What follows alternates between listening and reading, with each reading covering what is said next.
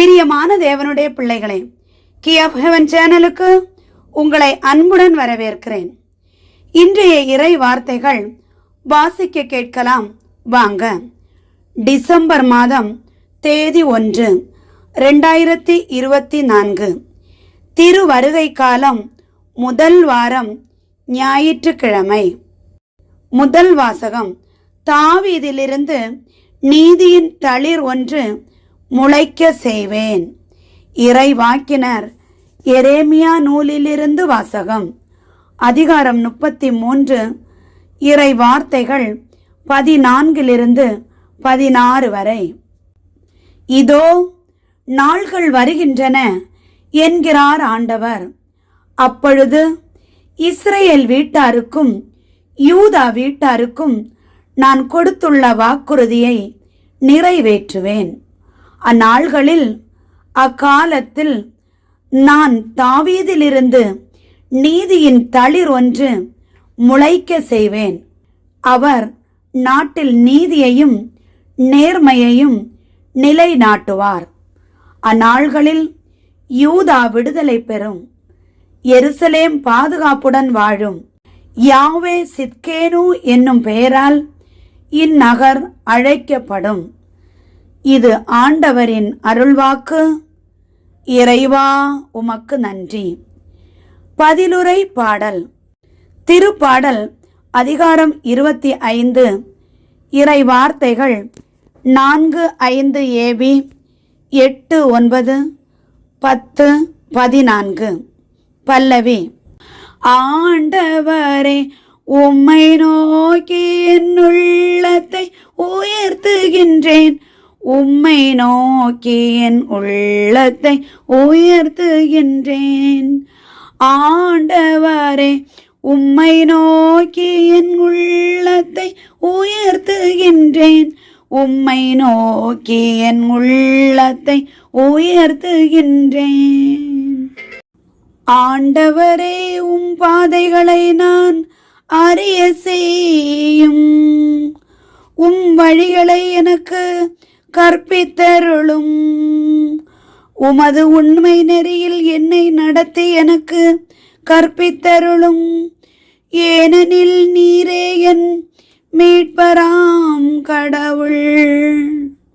பல்லவி. ஆண்டவரே, உம்மை நோக்கி என் உள்ளத்தை உயர்த்துகின்றேன்.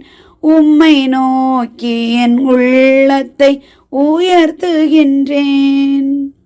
ஆண்டவரே, உம்மை நோக்கி என் உள்ளத்தை உயர்த்துகின்றேன். உம்மை நோக்கி என் உள்ளத்தை உயர்த்துகின்றேன். ஆண்டவர் நல்லவர், நேர்மையுள்ளவர். ஆகையால் அவர் பாவிகளுக்கு நல்வழியை கற்பிக்கின்றார். எளியோரை நேரிய வழியில் அவர் நடத்துகின்றார். எளியோருக்கு தமது வழியை கற்பிக்கின்றார். பல்லவி. ஆண்டவரே, உம்மை நோக்கி என் உள்ளத்தை உயர்த்துகின்றேன். உம்மை நோக்கி என் உள்ளத்தை உயர்த்துகின்றேன். ஆண்டவரே, உம்மை நோக்கி என் உள்ளத்தை உயர்த்துகின்றேன். உம்மை நோக்கி என் உள்ளத்தை உயர்த்துகின்றேன். ஆண்டவரது உடன்படிக்கையும் ஒழுங்குமுறையும் கடைபிடிப்போர்க்கு அவருடைய பாதைகள் எல்லாம் பேரன்பும் உண்மையும் உள்ளனவாய் விளங்கும். ஆண்டவரின் அன்புறவு அவருக்கு அஞ்சி நடப்போருக்கே உரித்தாகும். அவர் அவர்களுக்கு தமது உடன்படிக்கையை வெளிப்படுத்துவார். பல்லவி. ஆண்டவரே, உம்மை நோக்கி என் உள்ளத்தை உயர்த்துகின்றேன்.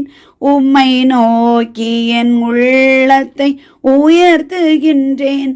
ஆண்டவரே, உம்மை நோக்கி என் உள்ளத்தை உயர்த்துகின்றேன். உம்மை நோக்கி என் உள்ளத்தை உயர்த்துகின்றேன். இரண்டாம் வாசகம். கிறிஸ்துவின் வருகைக்கென்று ஆண்டவர் உங்கள் உள்ளங்களை உறுதிப்படுத்துவாராக. திருத்தூதர் பவுல் தெசலோனிக்கேயருக்கு எழுதிய முதல் திருமுகத்திலிருந்து வாசகம். அதிகாரம் 3 இறை வார்த்தைகள் 12 அதிகாரம் 4 2 வரை.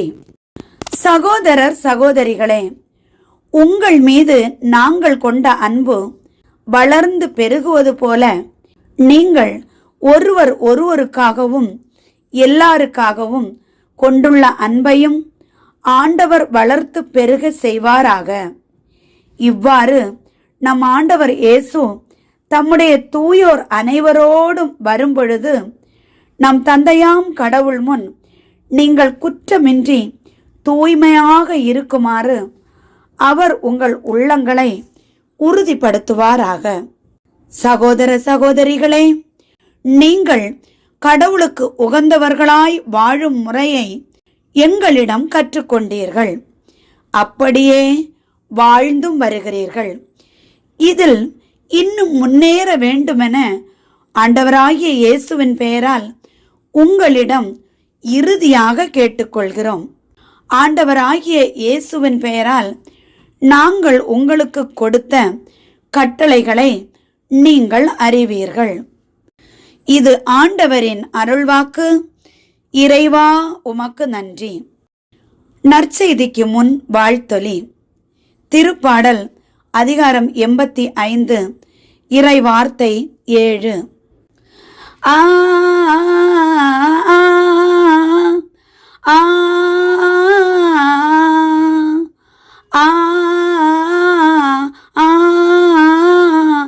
ஆ அல்லேலூயா அல்லேலூயா அல்லேலூயா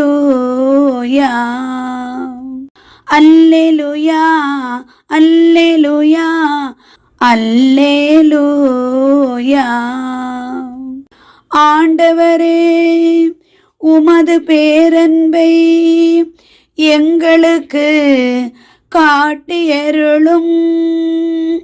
உமது மீட்பையும் எங்களுக்கு தந்தருளும்.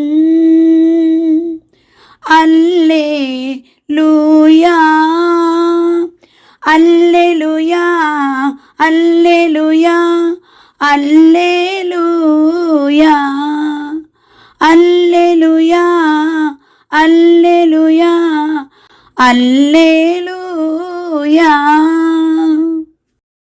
நற்செய்தி வாசகம். உங்கள் மீட்பு நெருங்கி வருகின்றது. லூக்கா எழுதிய தூய நற்செய்தியிலிருந்து வாசகம். அதிகாரம் 21 இறை வார்த்தைகள் 25 28 வரை மற்றும் 34 36 வரை. அக்காலத்தில் மானிட மகன் வருகையை பற்றி இயேசு தம் சீடர்களுக்கு கூறியது: கதிரவனிலும் நிலாவிலும் விண்மீன்களிலும் அடையாளங்கள் தென்படும். மண்ணுலகில் மக்களினங்கள் கடலின் கொந்தளிப்பின் முழக்கத்தினால் கலங்கி என்ன செய்வதென்று தெரியாது குழப்பமடைவார்கள். உலகிற்கு என்ன நேருமோ என எண்ணி மனிதர் அச்சத்தினால் மயக்கமுறுவர். ஏனெனில் வான்வெளி கோள்கள் அதிரும்.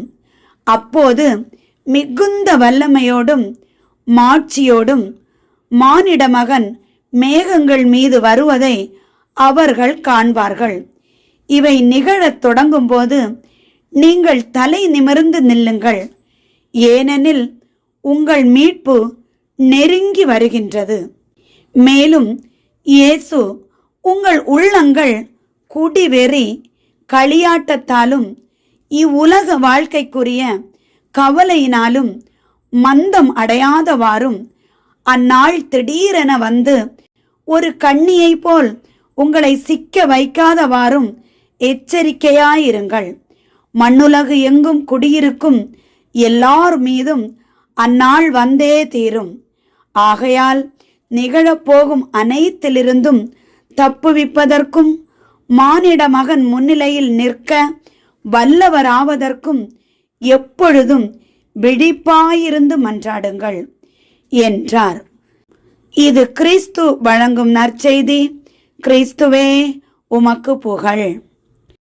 பிரியமான தேவனுடைய பிள்ளைகளே, இன்றைய இறை வார்த்தைகளை வாசிக்க கேட்டோம். இன்றைய இறை வார்த்தைகள் நமக்கு சொல்வது என்னவென்றால், இப்போது நாம் திருவருகை காலத்தில் இருக்கிறோம். எரேமியா தீர்க்கதரிசிக்கு சொல்லப்பட்டபடி தாவீதிலிருந்து ஒரு நீதியின் கிளை தோன்றும். அவர் நாட்டில் நீதியையும் நேர்மையும் நிலை நாட்டுவார் என சொல்லப்பட்டுள்ளது. மேலும் பிரியமானவர்களே, இந்த இறை வார்த்தை ஆண்டவராகிய இயேசு கிறிஸ்து பிறப்பதற்கு முன்பாக எரேமியா தீர்க்கதரிசிக்கு சொல்லப்பட்ட தரிசனம். ஆண்டவராகிய இயேசு கிறிஸ்துவும் பிறந்து வளர்ந்து நமக்காக வாழ்ந்து நமக்காக நம்முடைய பாவங்களுக்காக அடிக்கப்பட்டு நொறுக்கப்பட்டு சிலுவையில் அறையப்பட்டு பாதாளத்தில் இறங்கி 3ஆம் நாள் நமக்காகவே உயிர்த்தெழுந்தார். மீண்டும் நமக்காகவே வர இருக்கிறார். நாம் இப்போது அந்த காலகட்டத்தில் இருக்கிறோம், ஆண்டவரின் வருகையை எதிர்நோக்கி. ஆனாலும் வருஷம் தோறும் நாம் ஆண்டவராகிய இயேசு கிறிஸ்துவின் பிறப்பை டிசம்பர் மாசத்தில் நினைவு கூறுகிறோம். மேலும் திருத்தூதர் பவுல் சொல்லும்போது சொல்கிறார், நீங்க எல்லாருமே ஒருவருக்கொருவர் அன்பை வளர செய்ய வேண்டும், பெருக்க வேண்டும் அன்பை. ஆண்டவர் இயேசு கிறிஸ்து அவங்க தூதரோடு வரும்போது நாம் தூய்மை உள்ளவராக இருக்க வேண்டும், ஆண்டவருக்கு உகந்தவர்களாக நாம் இருக்க வேண்டும். ஆதலால் இயேசுவின் பெயரால் நாம் கிறிஸ்தவர்களாக வாழ்வதை தவிர்த்து கிறிஸ்துவுக்குள் வாழ வேண்டும். கிறிஸ்துவுக்குள் வாழும்போதுதான் நாம் பிறரோடு உண்மையான அன்போடும் பாசத்தோடும் நேசத்தோடும் வாழ நமக்கு ஒரு மனம் தோன்றும். இப்போ நாம் வாழ்ந்துட்டு இருக்கோம், நம்ம கிறிஸ்தவர்கள் இல்லையா, நம்ம கிறிஸ்துவுக்குள் வாழலையா என நீங்க கேட்டா, ஆம் பிரியமானவர்களே, நாம கிறிஸ்தவர்களாக தான் வாழ்ந்துட்டு இருக்கோம். நம்ம கிறிஸ்துவுக்குள் வாழ்ந்தால் நமக்கே தெரியும், நமக்குள்ளே அந்த ஆவியின் கனிகள் மேலோங்கும். கலாத்தியர் 5:5 22வது வசனத்திலிருந்து வாசித்தா தெரியும் ஆவியின் கனிகள் எப்படிப்பட்டது என நமக்கு தெரியும். ஆண்டவர் வெறுக்கக்கூடிய அந்த காரியங்கள் நான் ஏற்கனவே சொல்லியிருக்கேன். நீதிமொழிகள் 6:16 சொல்லப்பட்டிருக்கிறது. ஆண்டவர் வெறுக்கக்கூடிய காரியங்கள் இவை அனைத்தும் நாம் வெறுத்தாலே நாம் தூயவர்கள் ஆகிவிடுவோம். ஆண்டவராகிய இயேசு கிறிஸ்து சொல்கிறார், நான் வரும் நாளில் கதிரவனிலும் நிலாவிலும் விண்மீன்களிலும் மாற்றம் தோன்றும். அப்போ எல்லா மக்களும் கொந்தளிப்பாங்களா, ஐயோ என்ன நடக்க போகுது. ஆனா கிறிஸ்துவுக்குள் வாழ்கிற நீங்கள் பயப்பட வேண்டாம், ஏனென்றால் உங்களுக்கு மீட்பு நெருங்கிவிட்டது. பிரியமான தேவனுடைய பிள்ளைகளே, யாரெல்லாம் கிறிஸ்துவுக்குள் வாழ்கிறார்களோ அவர்களுக்கு மீட்பு நிச்சயம். குடிவெறி, களியாட்டம், இந்த உலக வாழ்க்கை, ஆடம்பரமான வாழ்க்கை, எதெல்லாமோ ஆண்டவர் சொல்லியிருக்கார், அதை அனைத்தையும் நாம் தவிர்க்க வேண்டும். அதை அனைத்தையும் தவிர்த்து வாழ்ந்தாதான் நாம் கிறிஸ்துவுக்குள் வாழ முடியும். அப்படி நாம் வாழும்போது ஆண்டவரே சொல்லுகிறார், கண்ணியை போல உங்களை சிக்க வைக்க சுற்றி திரிவார்கள், எச்சரிக்கையா இருங்கள். அந்த நாள் வரும்போது யாரும் தப்பிக்க முடியாது. ஆதலால் விழிப்பாயிருந்து ஜெபியுங்கள், விழிப்பாயிருந்து மன்றாடுங்கள். பிரியமானவர்களே, எப்பொழுதும் நான் இறை வார்த்தையில் சொல்லுவது உங்களுக்கு தெரியும், விழித்திருந்து ஜெபியுங்கள். அன்பான பிள்ளைகளை, விழித்திருந்து ஜெபியுங்கள். குடும்பமாக ஜெபியுங்கள், குழுவாக ஜெபியுங்கள், தனித்திருந்து ஜெபியுங்கள். ஆண்டவரோடு மன்றாடுங்கள். ஆண்டவர் நமக்கு அனைத்தையும் செய்வார். கிறிஸ்தவர்களாக வாழ்வது இல்ல வாழ்க்கை, கிறிஸ்துவுக்குள் வாழ்வதாம் வாழ்க்கை. ஆண்டவர் இந்த வார்த்தைகளின் வாயிலாக நம் அனைவரையும் ஆசீர்வதித்து காத்து ரட்சித்து வழி நடத்துவாராக. ஆமேன். என்றும் அன்புடன் லைலா ஜேசுபாலன்.